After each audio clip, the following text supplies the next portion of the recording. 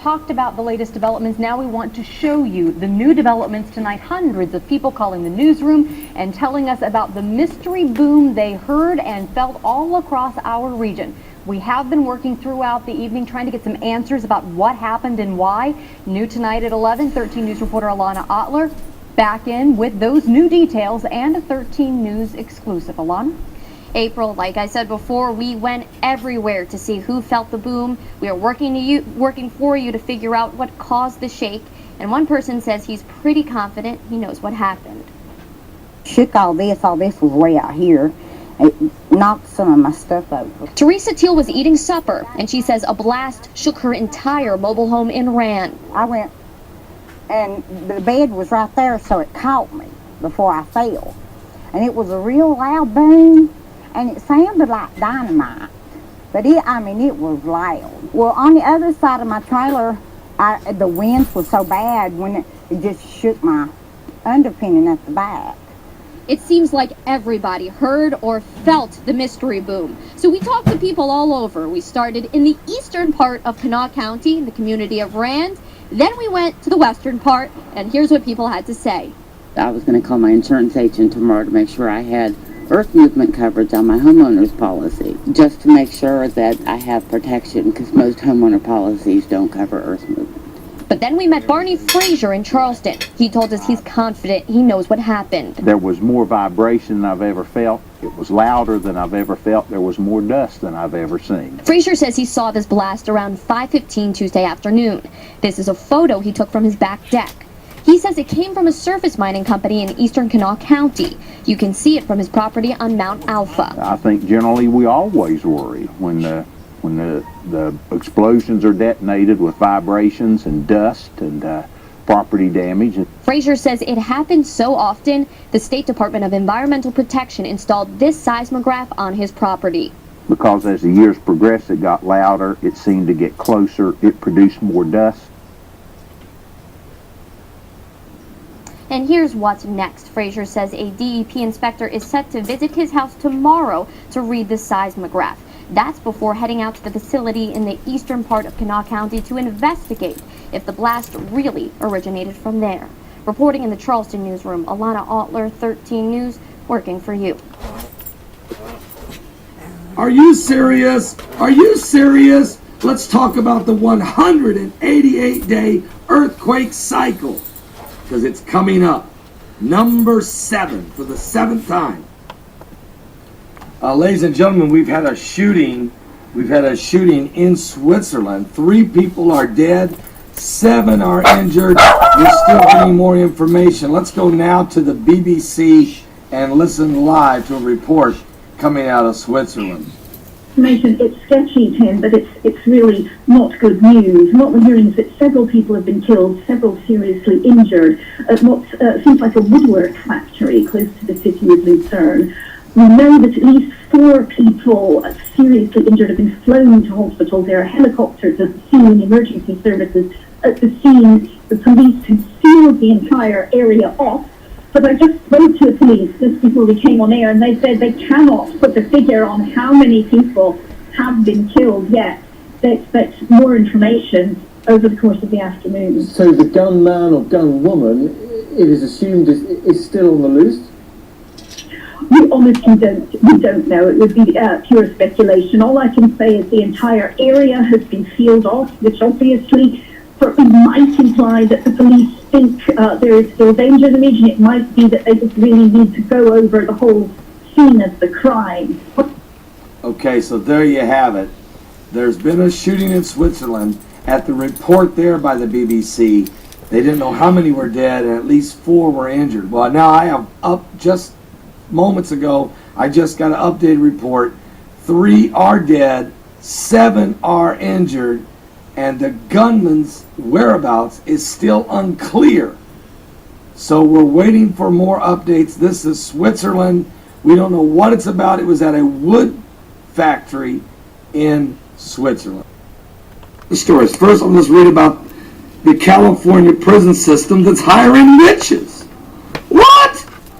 Now you want to know why I have to write a book called Zombie Apocalypse, dealing with demonology in the world? Okay, get this. Marner Campbell, thank you for this article.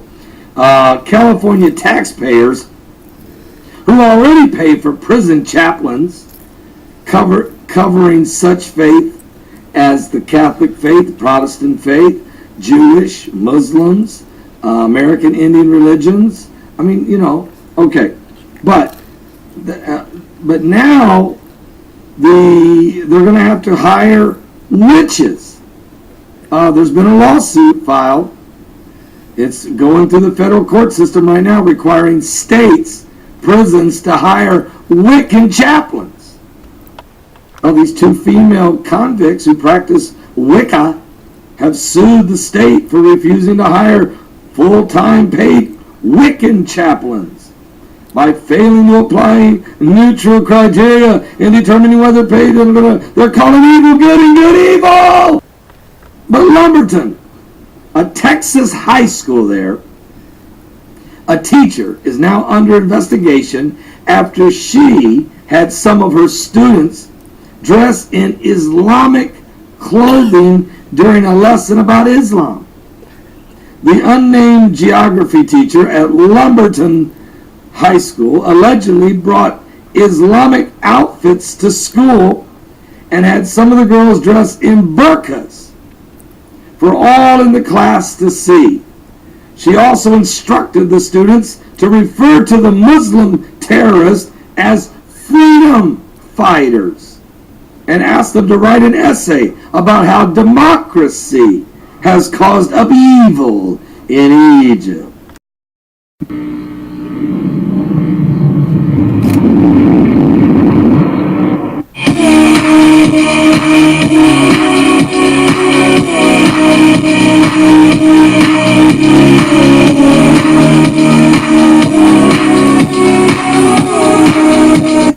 Live, this is One for the Record. I'm Diana, and today is February 27th, 2013. And here are your news updates for today. Let's start with the Extinction Protocol 2012 and beyond. Peru's Sebekaya volcano emits smoke plume after being shaken by hundreds of tremors. Heads up. Curious to creepy. CDC to dispatch medical team to Los Angeles to investigate TB outbreak as fears spread.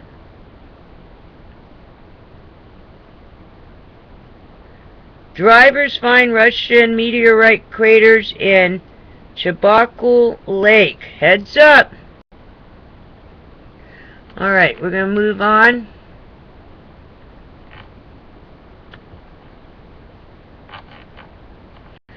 Also, there's something I wrote down that I saw.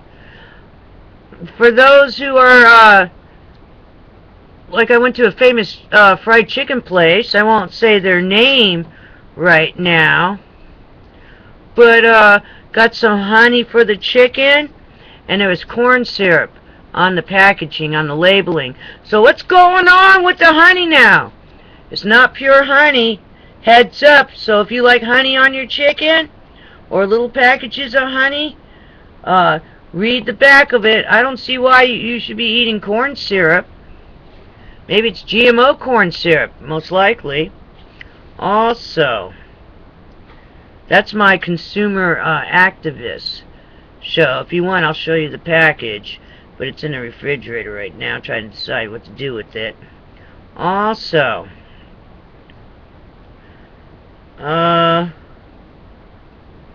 let's see, there was something else I had wrote down to tell you guys. Oh, I want to know something. If the fuel rods are so hot, why do we make more of them? If all we're doing is boiling water, heads up. Diana wants to know, if all you're doing is boiling water, why do you need to store so many fuel rods? Why can't you keep using like the one set that you already made that lasts 24,000 years? Is that such a hard question? Why do we keep doing, like, it's called the overkill on making fuel rods? Why can't you use the other rods? If they're so highly, you know. And here's another question. So if we bury all the fuel rods and they start breaking through the containment and all that, are we going to turn our planet into a sun? Whoa, heads up, that's a thought. If we keep putting out all these fuel rods, they last at least 24,000 years. Some of them might even go into millions of years. I don't know. Then what? So if we keep making them, and we keep burying them, are we going to, like, erode the earth below us, and we'll just turn into a giant sun, right? Think about it. Why you need to make so many? If they're still hot, why are you making more of them? And then have nowhere to store them. Alright, that's just a thought. There's another thought I had, but we'll move on now real quick. Let's go to the watchers watching the world. Huge solar prominence erupt off the southwestern limb. Non-Earth directed CME. Future tech. Tattoos for electronic telepathy and psychokinesis. Whoa! That's strange. Alright, also, household chemicals cause cancer, birth defects, wide range of health issues. WHO study admits. Okay, on top of all the radiation, wouldn't be that, would it, from Fukushima and all over the place? Would that be causing the cancer and the birth defects? Huh. Wow. Also, Aquarius Satellite 1 year observing the salty seas. Alrighty then. Moving on. Any news? Energy news. Japan, Fukushima. Let's go into Japan, Fukushima. Let's go into Japan, Fukushima. Well, I'll read anyway. Okay, good. Alrighty then. Fukushima photographer, today. We have seen how it's affecting children already, and no one knows exactly what's going on. We can only rely on nuclear experts in Germany, France, US. Also today, Japan scientists. Truly unusual deformities in Fukushima. Forests may be evolving into different ecosystems. There's been a sudden large change. Heads up! Headline. Rising doubts about Japan's official radiation figures. Large cities still exposed to high levels of radioactivity from Fukushima plant. And, okay, it's a cumulative. We understand that, don't we? Also today, AP, flurry of films on Fukushima disaster shows authorities playing down health risks, not telling whole truth. Bizarre radiation incident at Fukushima plume hit U.S. in March 2011. Law enforcement divisions descended on home of teenager with Geiger counter. Heads up, let me read that again. Bizarre radiation incident as Fukushima plume hit U.S. in March 2011. Law enforcement divisions descended on home of teenager with Geiger counter. Well, maybe they needed to use it for their own protection. Who knows? Yesterday, paper, nuclear meltdown at sea would have a far more devastating effect than on land. Thousands of cubic miles of ocean contaminated. Well, what do you think's going on? If they're dumping it in the ocean, what do you think's going on? Why does the tuna have plutonium in it, and why is it having high doses of radiation in the tuna? What do you think's going on? Where do you think it's being dumped? Alrighty then. Incredible. What's really going on? Wonder when we're going to find out everything. Also, February 27th, U.S. Canada official. Sharp tremors being detected near giant sinkhole bubbles coming up from center. Also today, bizarre radiation incident as Fukushima plume hit U.S. in March 2011. Law enforcement divisions descended on home of teenager with Geiger counter. Okay, I said that already. Yesterday, emergency declared at U.S. nuclear plant after gas leak. Event poses no threat to public safety.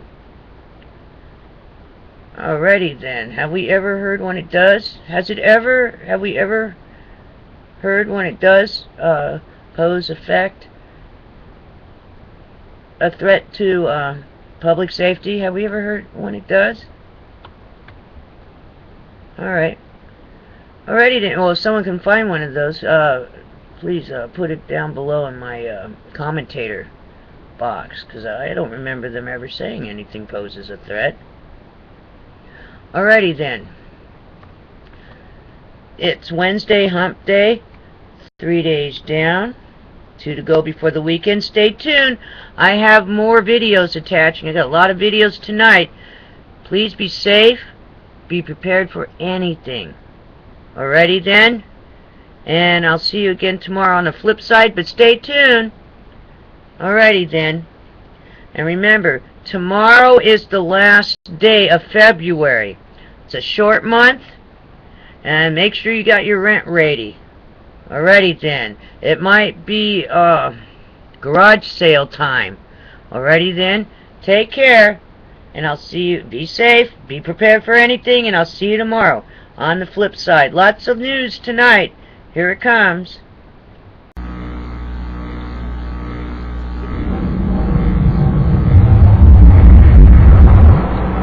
The Japanese government has been struggling to designate final disposal sites for radioactive waste generated by the Fukushima nuclear accident.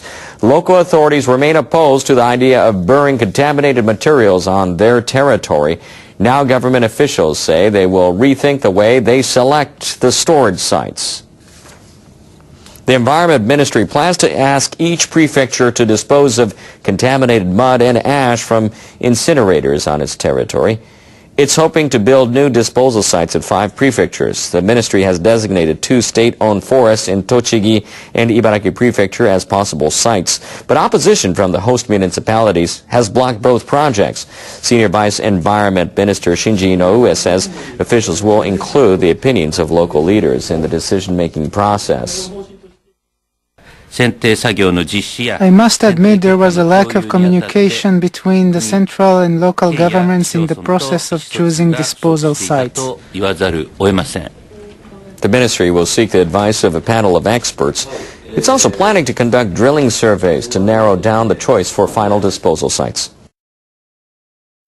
It's been almost 2 years since the disaster in Fukushima. The accident at the Daiichi power plant caused many to question the safety of atomic energy.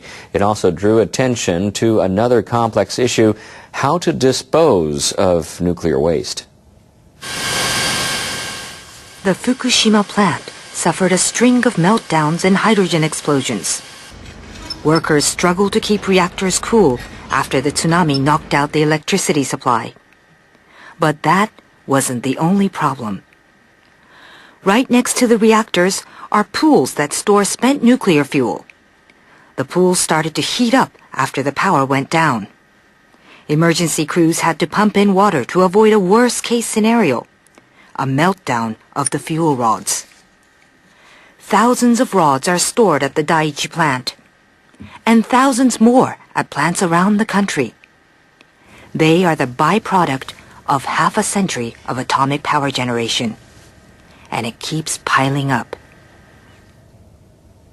Japan has 17,000 tons of spent nuclear fuel that needs to be disposed. NHK World's Yoichiro Osaki has been covering nuclear energy issues. He says developing suitable technology is not the only challenge.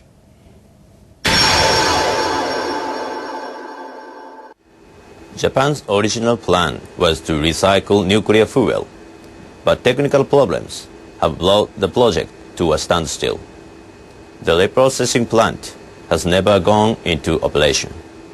Nuclear waste remains toxic for tens of thousands of years. Keeping people and the environment safe for this length of time is a huge challenge. One idea is to bury the waste deep underground. Japan's government has backed this solution, as have many other countries. They say they have the technology to do this safely.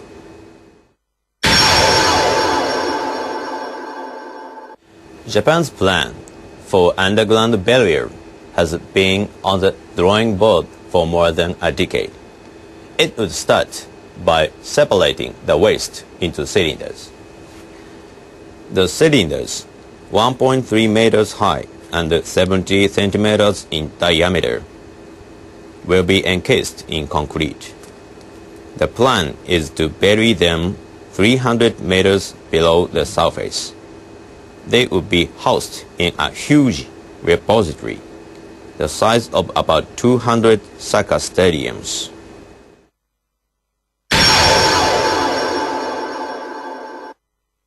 The problem is where to bury it. Local authorities would have to give their permission. Efforts to find a site began in the year 2000. The government had hoped strong incentives would encourage bids to host the facility. It has offered up to 2 billion yen in subsidies to any region that applies for a survey. But 11 years after launching the bidding process, not a single candidate has emerged.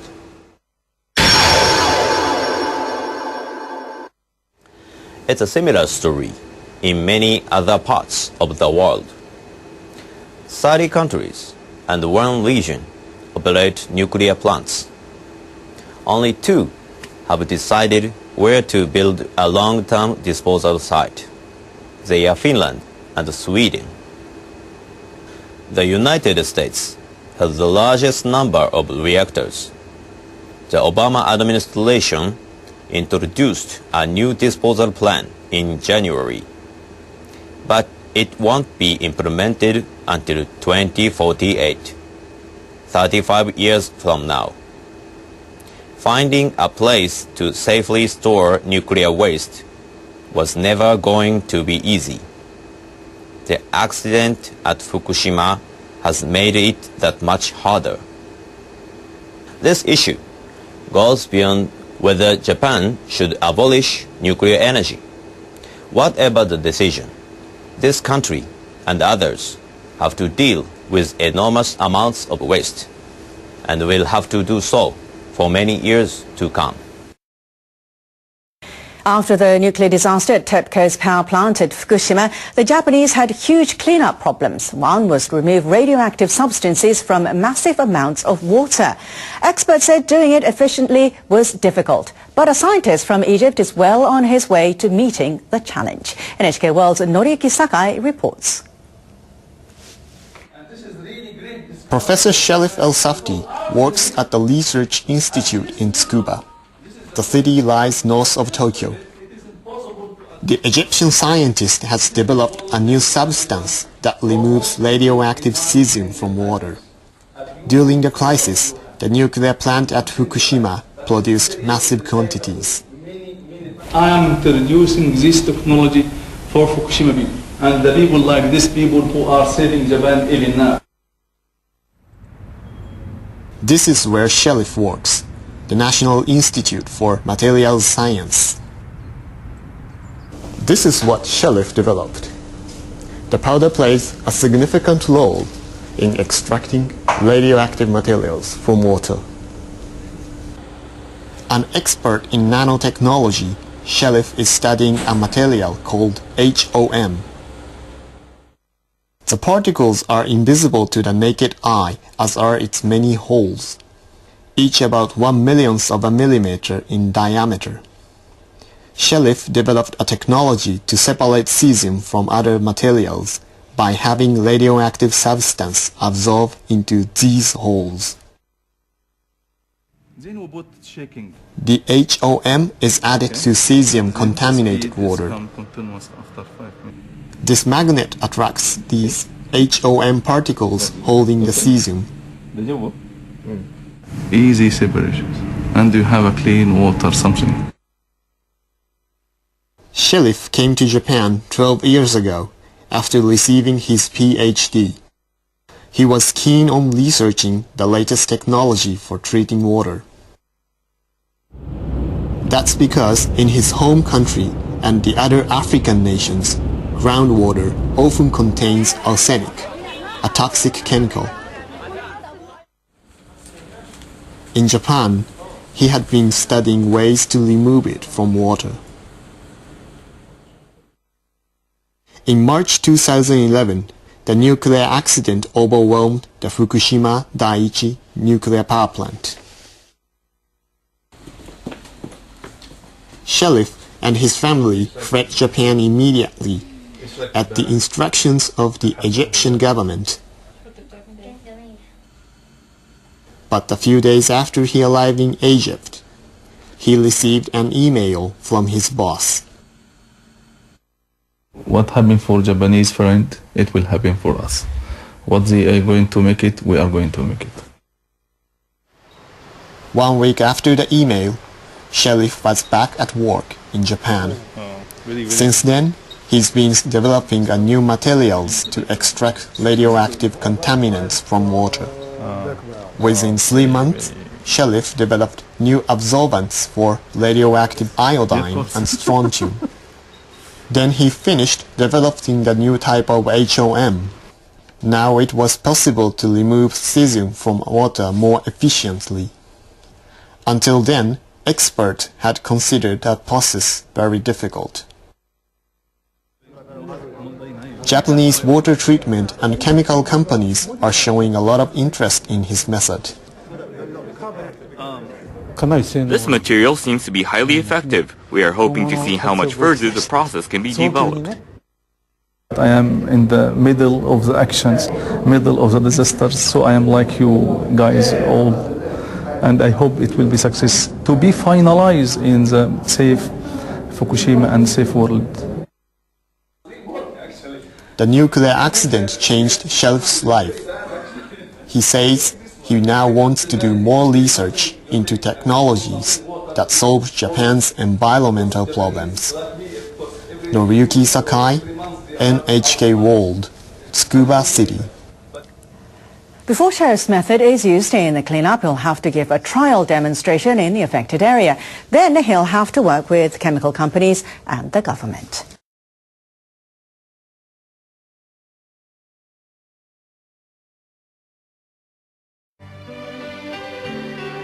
Ron Wyden will ask the Government Accountability Office to investigate a program that monitors and maintains Hanford's underground waste tanks.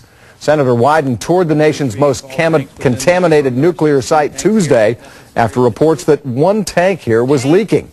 He's the chairman of the Senate Energy and Natural Resources Committee and is now calling for a wider investigation after Friday's report that 6 tanks are now leaking hazardous waste.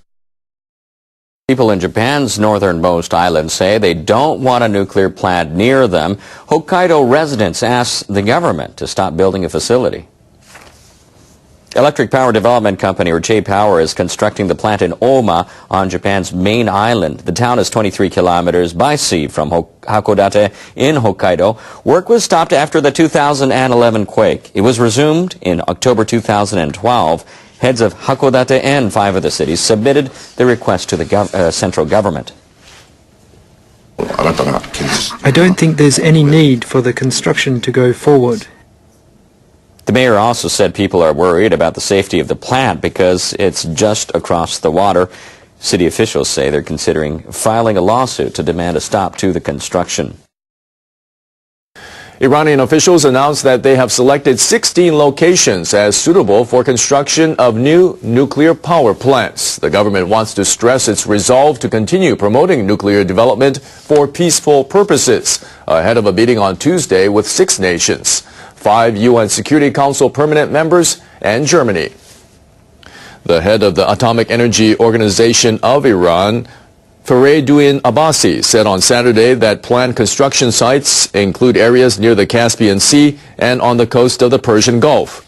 Abbasi added that Iran has found new deposits of raw uranium for its nuclear program, boosting reserves fivefold.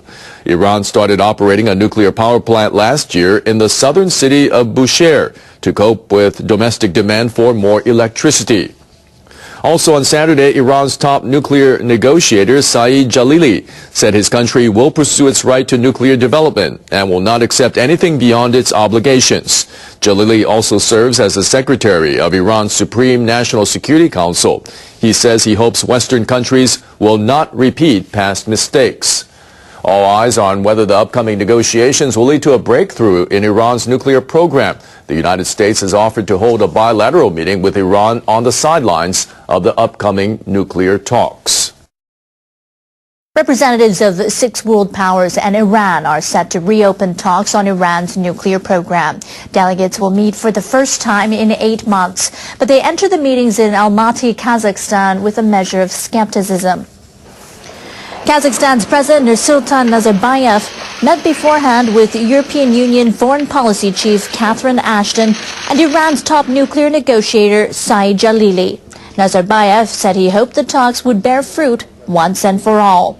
Delegates are demanding that Iranian scientists stop enriching uranium to 20%. Beyond that point, they can quickly move toward uranium that's weapons grade. The United Nations Security Council, the U.S. and the EU have imposed sanctions to encourage the Iranians to abandon their nuclear ambitions. The Iranians want those penalties to be relaxed, but Iranian leaders show little sign of slowing down their nuclear program. Last week, they announced the construction of new nuclear plants and the introduction of a new centrifuge in one facility. U.S. researchers say authorities in North Korea may be ready to conduct another underground nuclear test. They've detected more activity at a facility in the country's northeast. A team from Johns Hopkins University released a report showing the latest satellite photos. One of the pictures was taken on February 13th, the day after the test. The other was taken 2 days after that. The researchers say the first photo shows no movement around the site. They speculate that personnel stayed away until they could confirm radiation levels were safe.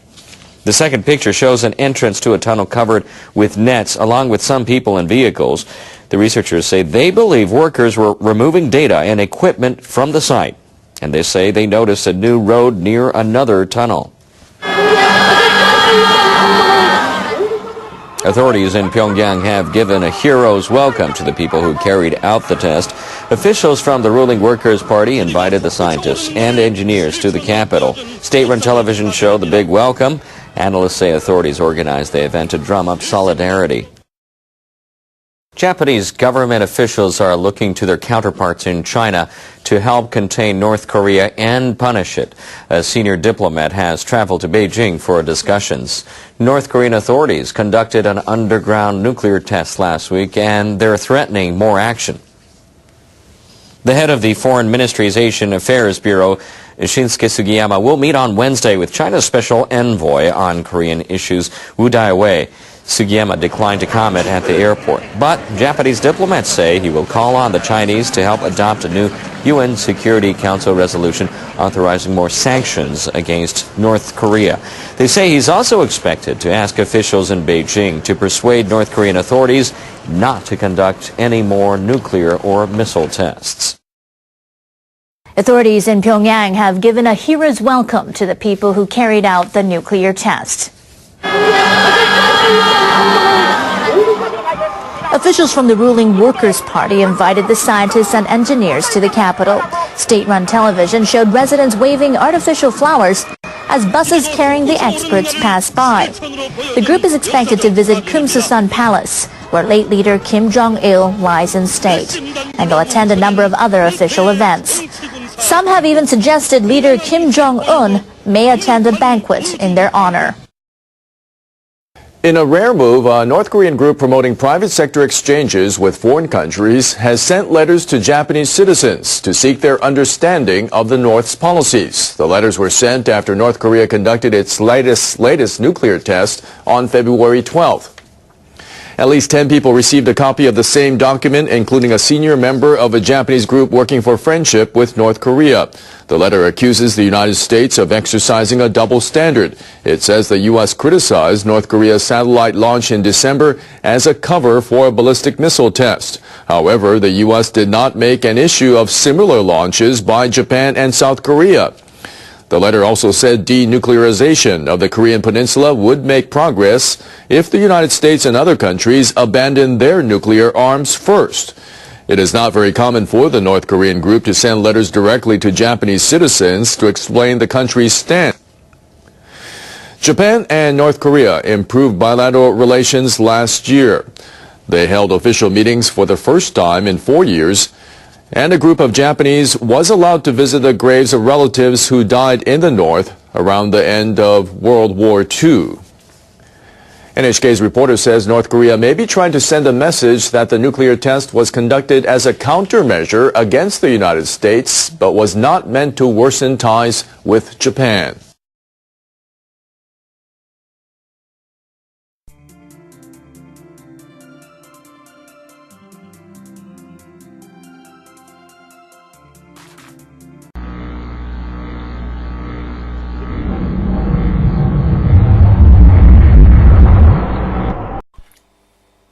I was just, before I made the supper, thinking about melanoma. And the reason is that Ole Johansson, who is a colleague of mine at the Karolinska Institute, and a colleague of his, whose name I forget now, have been investigating the cause of the increase in melanoma, which is a skin cancer, and it's usually fatal. It's the one that everybody knows about. It's a little black mole that becomes irregular in shape, and then by the time it's picked up, usually you've had it, because it will have metastasized.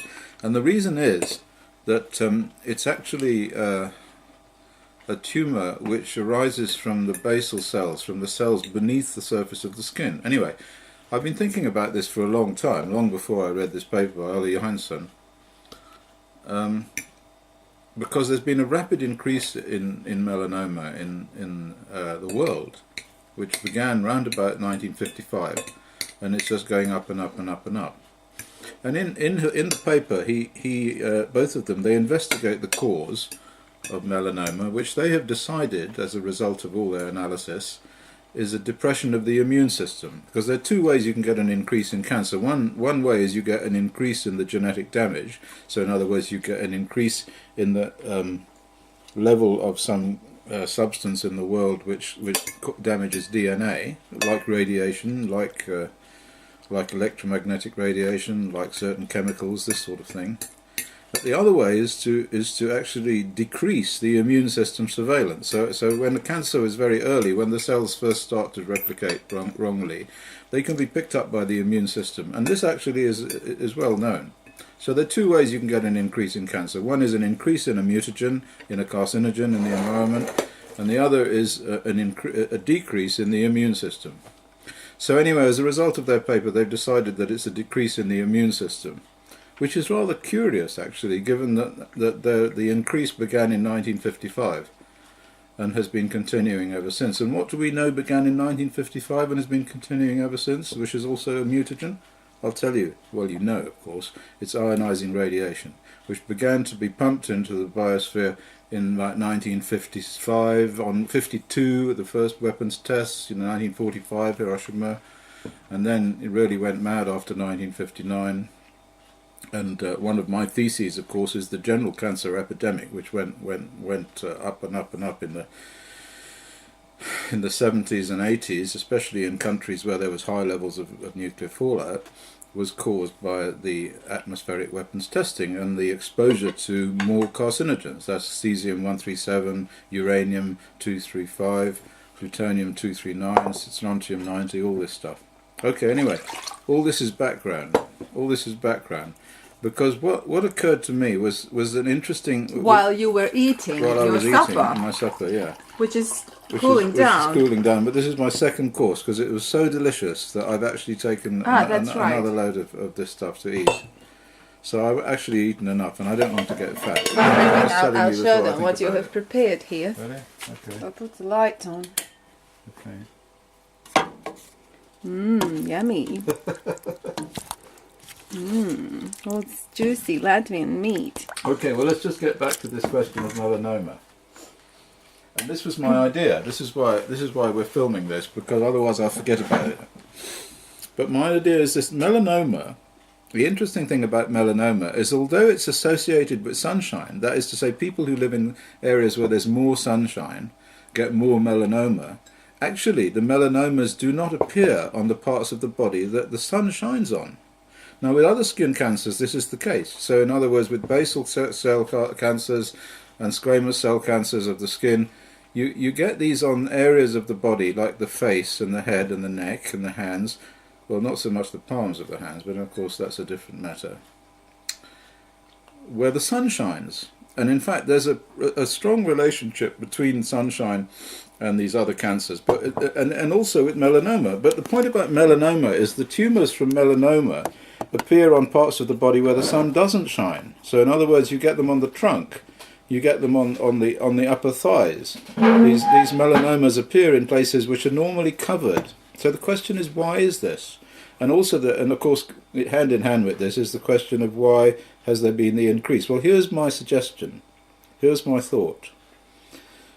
That normally, if a melanoma is produced by cells which are close to the surface of the skin, that is, cells which are damaged at close to the surface of the skin, basal cells which are quite close to the surface of the skin, these could be damaged by ultraviolet light. But then they get picked up by the immune system, because the immune system has obviously figured out that this is what happens. And so there's quite a high level of immune surveillance for cancers which are close to the surface of the skin. But for basal cells which are further down, which are far below the surface, normally these are not affected by radiation from ultraviolet light from the sun, you see. They don't get affected by sunlight because ultraviolet light has a very high absorption by the skin, and it's absorbed very rapidly, so it doesn't get down to the basics, to the deep basal cells. It doesn't get well below the surface of the skin. It doesn't. But there is something that does, of course, and that's ionizing radiation.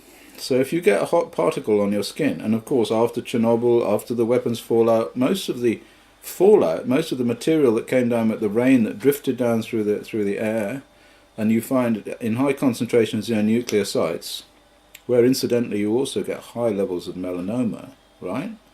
Near nuclear sites. These materials, these particles on the skin, which you wouldn't even see because they're really microscopic, have gamma radiation which can penetrate much more deeply and goes right down to the lower basal cells, you see, and causes cancer. And this is my idea, is that they cause cancer in the deep layers of the skin, the deep layers of the skin. And these cells then become cancerous at a point where they can metastasize or start or daughter cells of these cells can move in the bloodstream. And they move in the bloodstream, and they go to different parts of the body, of course. And if they go to parts of the body which are parts of the body that have normally associated with sunlight, then the immune system there picks them up rapidly and destroys them, or the cells do by cell-cell communication, or something happens which destroys them, because there is a situation where those kinds of cancers are anticipated in a sense. But these other ones that travel in the bloodstream and then go to sites where there's no surveillance like this, they then form these malignant melanomas. And so that would explain two things. It would explain, firstly, why there was an increase after 1955, because that's exactly the same increase that you see in lung cancer, and it's the same increase that you see in breast cancer in the same cohorts, because we looked at the cohort effect in breast cancer. And so that would explain also why you get very high levels in these northern latitudes, because that's where there was an enormous amount of weapons fallout from the various northern hemisphere bomb tests. And in fact that was where they picked up first of all the effects of the weapons tests on heart disease. So you got high levels of heart disease in Finland and Sweden and Norway. as a result of the weapons fallout. And I think that the melanomas are exactly the same story. The melanomas are a consequence of the high levels of weapons fallout that came down in Norway, Sweden and Finland. And in fact in Finland you have the highest rate of melanoma, which is probably because you have the highest background radiation there as well, from radon and uranium and all the rest of it. So those are the two things explained. On the one hand the melanoma increase, on the other hand the fact that these things appear in parts of the body that are not normally exposed to sunlight. So say that in 2 sentences.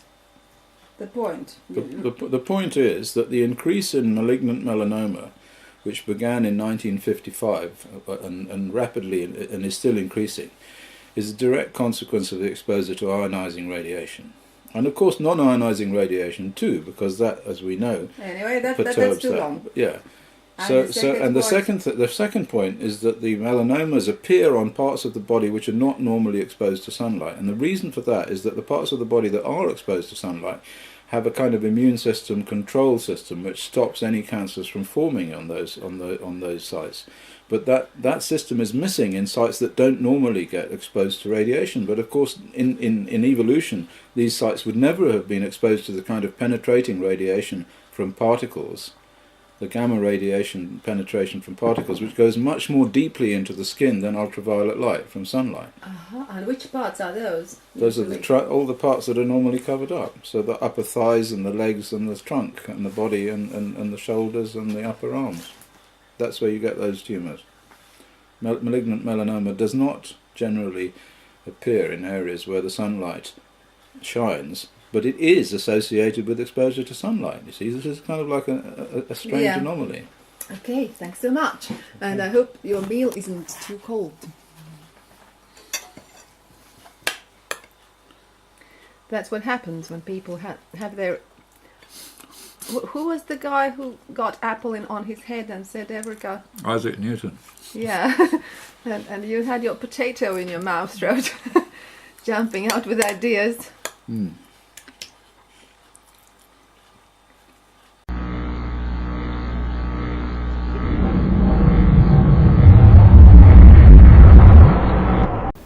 Benedict XVI has done just that. Today he has given his farewell address in Rome.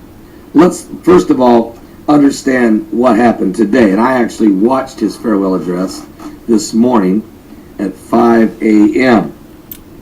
On his final full day as the leader of the Roman Catholic Church, Pope Benedict XVI thanked a huge crowd for respecting his historic decision to step down and told them that God will continue to guide the church. The decision I've made after much prayer is the fruit of a serene trust in God's will and a deep love of Christ's church, Benedict said to Cheers in his last public words as Pope. Benedict, aged 85, is the first Pope to resign in 600 years. He told the crowd today that he was deeply grateful for the understanding, support, and prayers of so many of you, not only here in Rome, but also throughout the world. Pope Benedict's last Sunday prayer service under sunny skies this past Sunday, on this late February day, hundreds of thousands of people, some waving flags, some waving banners, flocked to Vatican City to see Pope Benedict make his final lap around St. Petersburg Square. He did that today, this morning, of course, as he was in the Pope-mobile. He was stopping, he was kissing babies, he was blessing people along the route. Now, Benedict waved to the festive group of supporters as he toured the square in his class-encased Pope-mobile. The city of Rome planned for more than 200,000 people to head to the Vatican for today's event. The streets around St. Peter's were blocked off to the cars as pedestrians from around the world headed to the square. 9 men have been chosen as the potential leading candidates to replace Pope Benedict XVI. The conclave to elect Benedict's replacement will start next month in March. At a date yet to be determined, Benedict issued a decree that will allow the cardinals to convene the conclave sooner than the March 15th date, which is what is the date they were supposed to meet after a pope dies. There's a certain amount of period of days of mourning, but apparently they're going to start meeting sooner, which means I believe they will have a pope chosen by the time President Barack Obama steps foot on the cobblestone streets of the old city of Jerusalem. And he will do that on March the 20th, 5 days before Passover, just like Jesus did 5 days before Passover when he entered into the city of Jerusalem riding a donkey. President Obama will also enter the city of Jerusalem for the first time since becoming president of the United States. His donkey is the Democrat Party. There is something biblical going on in the simultaneous events in Rome and in Jerusalem.